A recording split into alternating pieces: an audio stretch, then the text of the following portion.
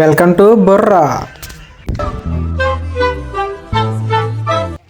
Hello guys, ఇప్పుడైతే మనం బుర్ర గుహ ఎంట్రన్స్ దగ్గర ఉన్నాం. చూడండి, అక్కడ బోర్డు మీద కొన్ని ఇన్స్ట్రక్షన్స్ రాశారు. పెద్దలకైతే 80 అంట, చిన్న వాళ్ళకంటే 60 అంట. ఫస్ట్ అయితే మేము లోనకి వెళ్తున్నాం. చుట్టూ కోతుల గుంపే కనిపిస్తుంది.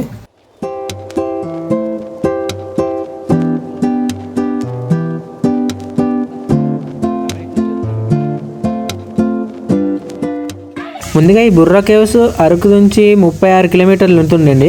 ఈ బుర్రా కేవ్కి చాలా ఏళ్ల నాటి చరిత్ర అయితే ఉంది. దీనిని విలియం కింగ్ అనే వ్యక్తి 1807లో కనుక్కున్నారని, దీనికి 150 ఏళ్ల చరిత్ర ఉందని, ఈ దారి గుండా గోస్తాని నది ఇలా ప్రవహించడం వల్ల ఇది ఏర్పడిందని, అలాగే పైన టికెట్ కౌంటర్ నుంచి ఈ కింద లోతు 176 మీటర్ల వరకు ఉంటుందని హిస్టరీలో చెప్తుంది.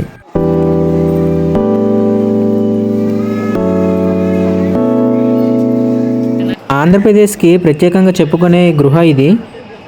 దీనిని పర్యటించడానికి ఎంతోమంది జనాలు అయితే వస్తూనే ఉంటారు.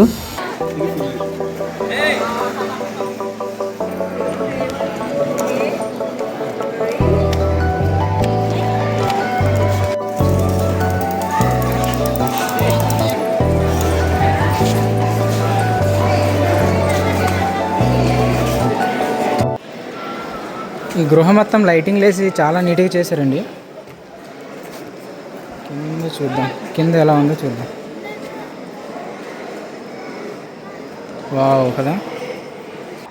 దీన్ని చూస్తుంటే ఒక మూవీ విజువల్స్లా కనిపిస్తుంది, కానీ ఇది ప్రకృతి ద్వారా ఏర్పడింది.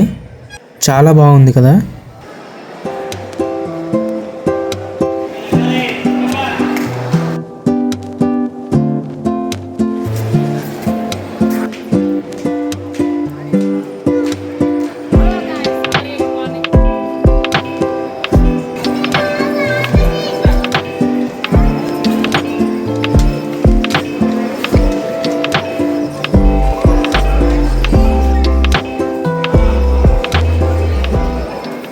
ఈ బుర్రగృహలో మోస్ట్ ఇంట్రెస్టింగ్ పార్ట్ ఉందంటే ఇదేనండి.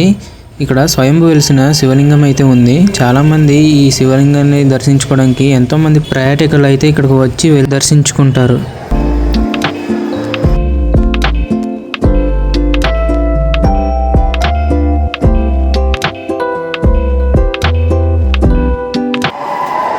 ఒక్కసారిగా కరెంటు పోయింది. కరెంటు పోతే ఇంకా బుర్రగుహ అనేది ఎంత చీకటిగా అయిపోయిందో చూడండి, ఏం కనిపించట్లేదు.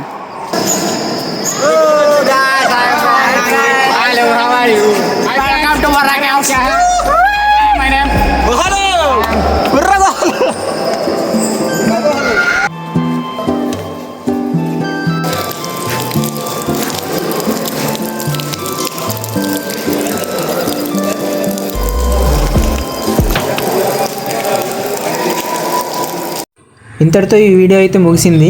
ఇంతవరకు ఈ వీడియో మీకు నచ్చే ఉంటుంది, ఐ హోప్.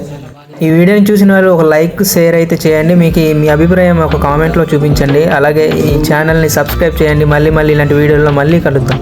అంటిల్ దెన్, జై హింద్.